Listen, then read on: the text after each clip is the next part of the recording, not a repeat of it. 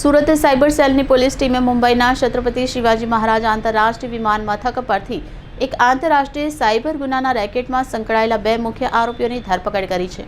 આ રેકેટ દ્વારા online gaming અને સાયબર ફ્રોડ કરીને મેળવેલ 800 કરોડ રૂપિયાથી વધુ રકમના લેવડ દેવડનો પર્દાફાશ થયો છે।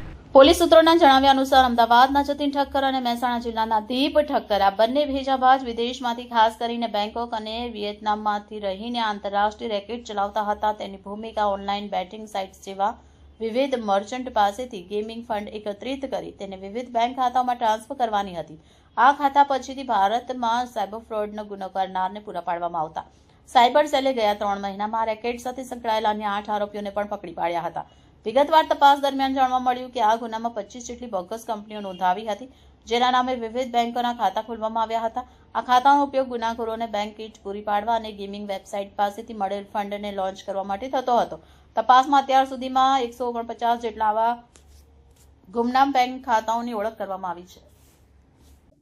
નવા મહિનામાં સાયબર ક્રાઇમ સેલ સુરત શહેર દ્વારા કતારગામમાં એક રેડ કરવામાં આવેલ હતી, જેમાં એક 52 નંબરનો ગુનો નોંધવામાં આવ્યો હતો અને 5 આરોપીઓને પણ ઝડપી પાડવામાં આવેલ હતો। તમામ આરોપીઓ પાસેથી 149 બેંક ખાતાઓ મળી આવેલ હતો, જેમાં 800 કરોડથી વધારાનું ટ્રાન્ઝેક્શન્સ પણ હતું। હવે આ જ તપાસમાં જે 2 નાસ્તા પડતા આરોપીઓ છે એમને મુંબઈ એરપોર્ટ ખાતેથી આપણી સાયબર ક્રાઇમ સેલે ઝડપી પાડી છે। અને જે બંને આરોપીઓ છે એ ગેમિંગની એપ્લિકેશનમાં જે ફાઇનાન્શિયલ મોડ્યુલ હેન્ડલ કરવાનું કામ છે એ હેન્ડલ કરતા હતા। બેંકોક અને વિયેતનામ રહેતા હતા અને છેલ્લા 1-1.5 વર્ષથી આ જ કામમાં સંડોવાયેલ છે। એમના પાસેથી અમે લોકોને 4 મોબાઈલ ફોન અને 2 લેપટોપ મળ્યું છે।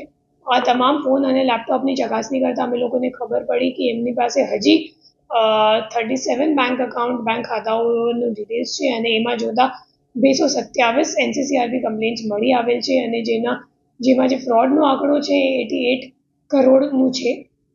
એના સિવાય જે ફાઇનાન્શિયલ મોડ્યુલ જે લોકો હેન્ડલ કરતા હતા એમાં ખરેખર એક બ્રિજ જેવા કામ કરતા હતા, જે ગેમિંગ એપ્લિકેશન છે અને જે કસ્ટમર છે એમના વચ્ચે જે ગેમિંગ એપ્લિકેશન્સ અથવા તો લિંક હોય એમાં એ લોકો પોતાની ટર્મ્સમાં મર્ચન્ટ તરીકે જણાવે છે અને જે કસ્ટમર છે એ જ્યારે મર્ચન્ટ અને ઈચ્છા ધરાવે કે મારે આ ગેમ રમવું છે અને આટલું ટોકન કે આટલા પૈસા નાખવાનું છે, તો પૈસા ખરેખર કયા મ્યુલ અકાઉન્ટમાં નાખવાનું એ તય કરવાનું કામ જે દિલીપ ઠક્કર અને જતીન ઠક્કર છે એ બંનેનું હતું।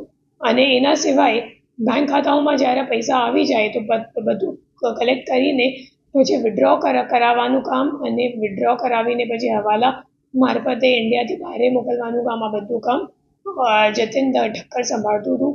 અને એના સિવાય જે દિલીપ ઠક્કર છે દીપ ઠક્કર, તો એનું કામ ડેટા એન્ટ્રીનું હતું।